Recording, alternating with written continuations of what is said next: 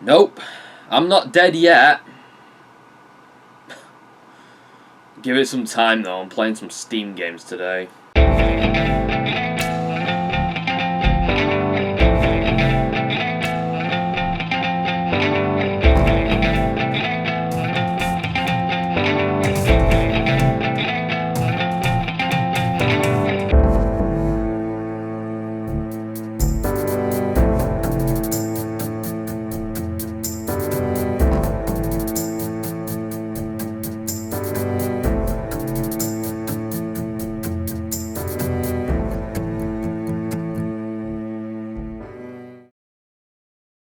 The second game that I have to cover is Archer Dead Hunt, a strange curiosity that I picked up the week it came out in 2018.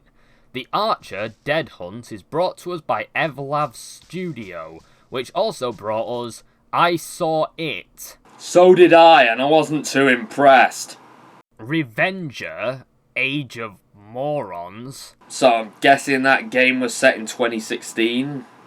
And Marwar, The Evil Awakens, which is their most expensive game to date, costing around $3.99 instead of their usual price mock-up of 79p, which was the standard rate from then on out. Evlavv Studio haven't made a game in 2 years, and as far as anyone can tell, their lifespan ranges from February 1st to the 26th of March 2018.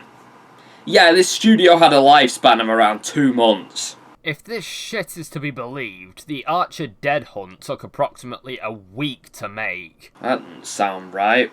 That doesn't sound right at all. Because I refuse to believe that this took any longer than a day. You could recreate it in a matter of hours.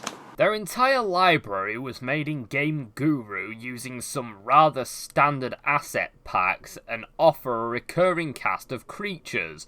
Kinda like a Unity game made by one of those studios. Game Guru is a piece of software that allows you to make simple games rather simply.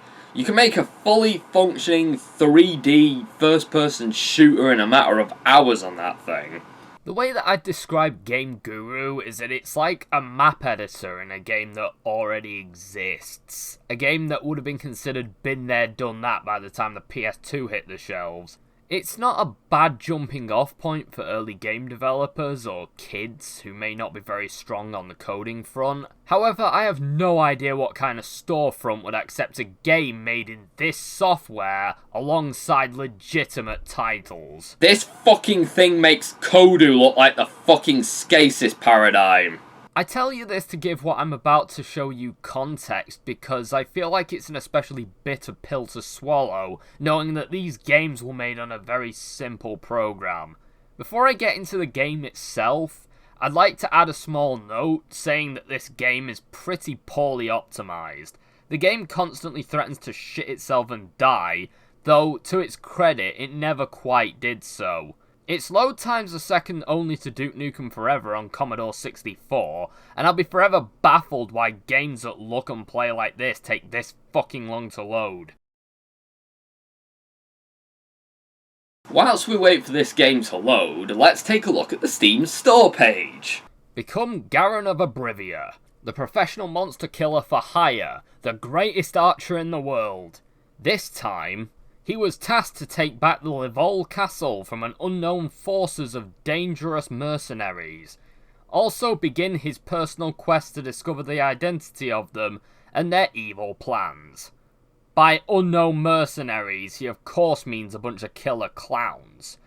Our game's features: explore the beautiful medieval world of the Archer.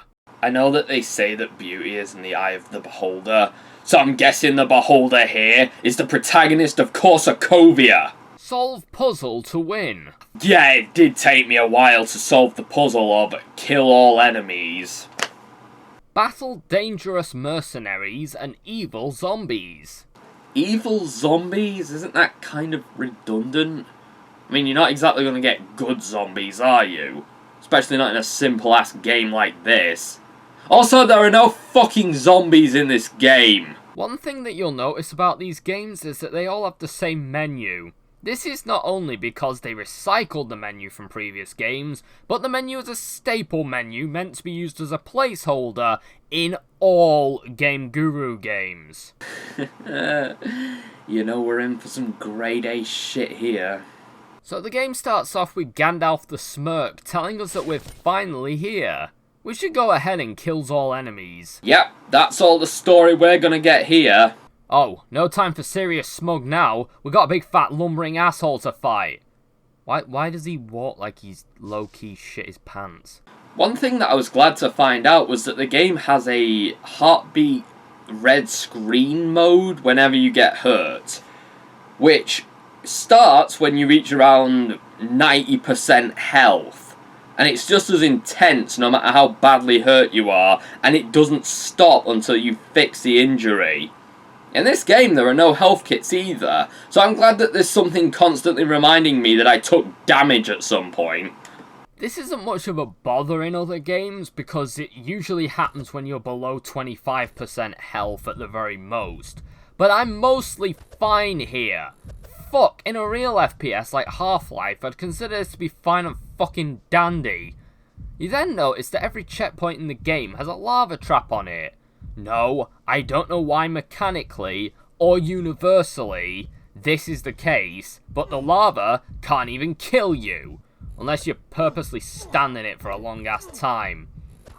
So yeah, doubly pointless. I have to admit the level design in this game is the best of the bunch, since this canyon looks like it took more than a minute to make. Yes, that's the kind of praise I'll be giving for this, and all of these games. Anyway, I leave Smugron behind and face more bare-bellied warriors who are seemingly trying to scale the mountains.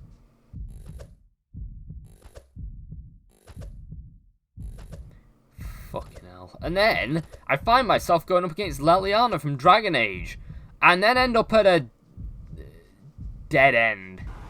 Every sensibility that I had told me that this area was basically a dead end.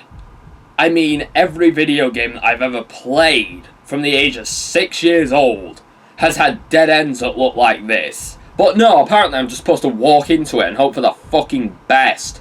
Guess this is the hidden path that it was talking about on the store page.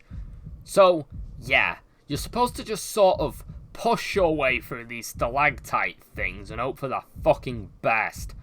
Anyway, I get through that mess and end up in an abandoned medieval town, where I bump into a killer fucking clown.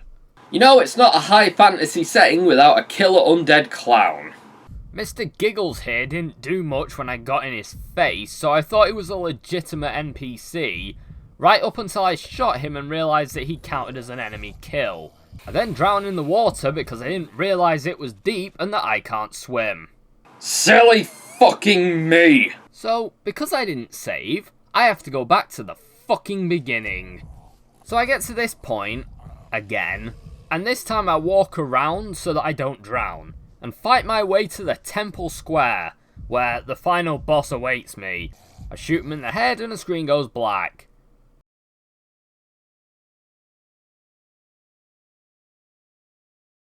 You have won! Thanks for playing Evlavv Studio. Oh. Nice. Oh. I defeated an enemy. Thanks. You have won. Thanks for playing Evlavv Studio. I wouldn't put my name at the end of that. I actually wouldn't put my name on that. I'd put somebody else's name on it and then flee the country before anyone was any the wiser. That's literally the best that this company has to offer. I'm not being hyperbolic or anything, I mean it. This is the best game in their lineup. Let that warn you. Their first game, which costs a comparatively staggering £4, is much shorter and worse designed.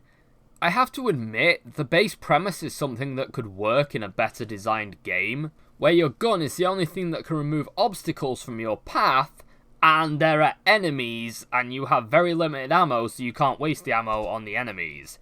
The only problem is that the environment looks like this. The enemies are sparse, and they're all the fucking same, and there's no stakes or tension because this game was made in an afternoon. The first few seconds of this shit is you repeating the same bit 3 times over, verbatim, which allows you to realise that instead of building an environment, this dev has actually just stretched a barrel to be huge so it blocks your path. Why couldn't they have just made a row of barrels that are normal sized?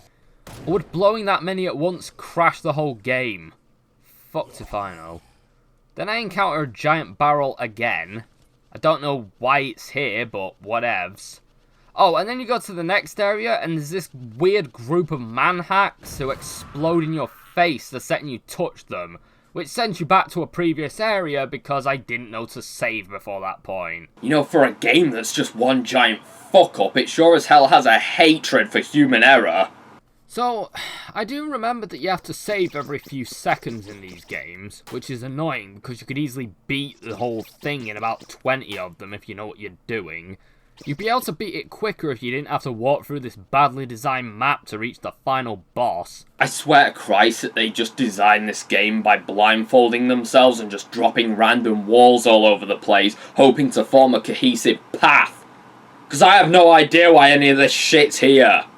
We then face the final boss, who has an assault rifle, but I have no gun. I try out strafing him, but that doesn't work, and I get sent back to this miserable shit heap for my troubles. I managed to get back to that bit pretty quickly and found some bullets for my Colt 1911, which is a gun that we apparently still use when we're colonising Mars. I shoot him there and then 3 times and the screen goes to black.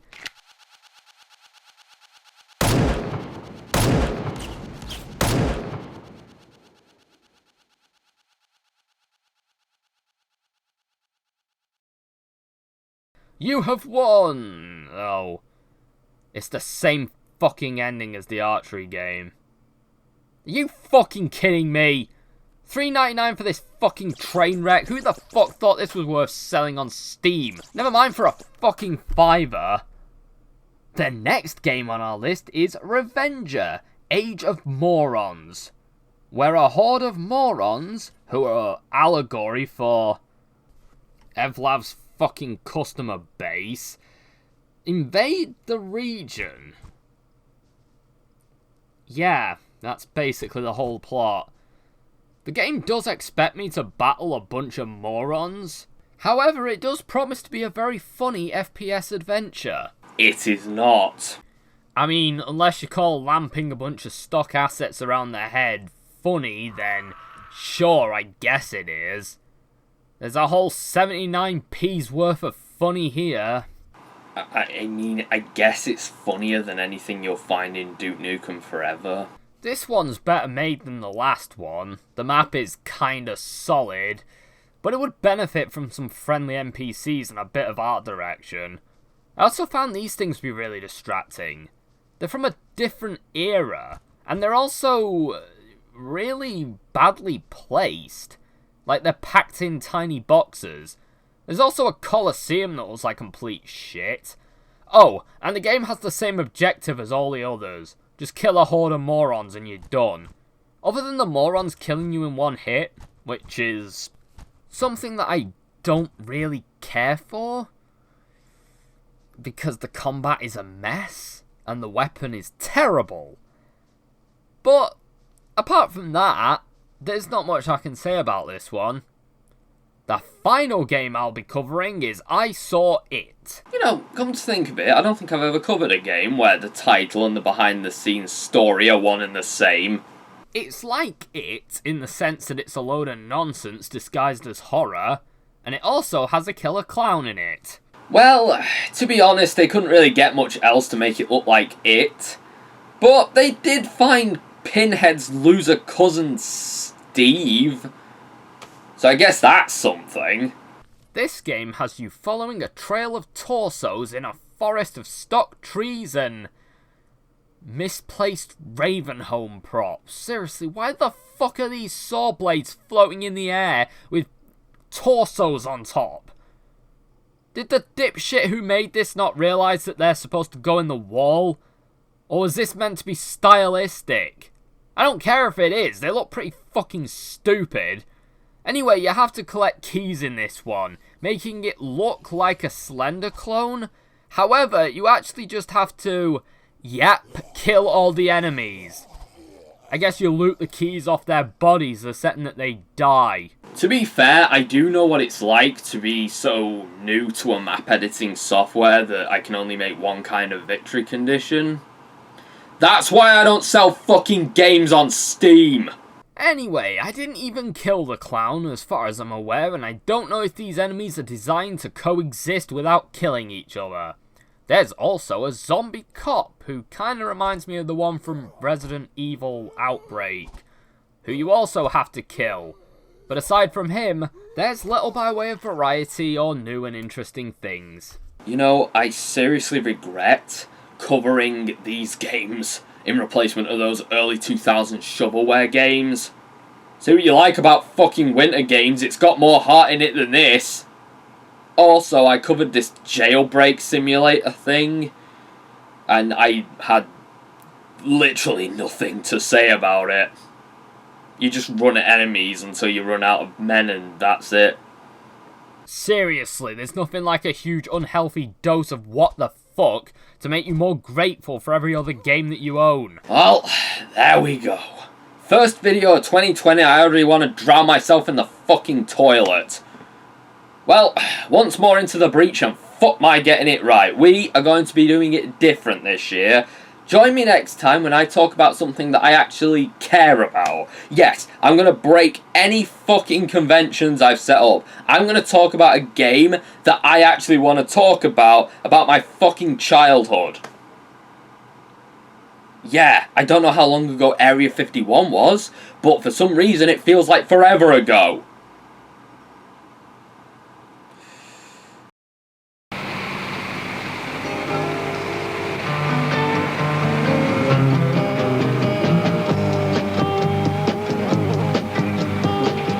Jesse was a bad man, and he had his wicked ways, knowing sure the life that he lived would bring its own end.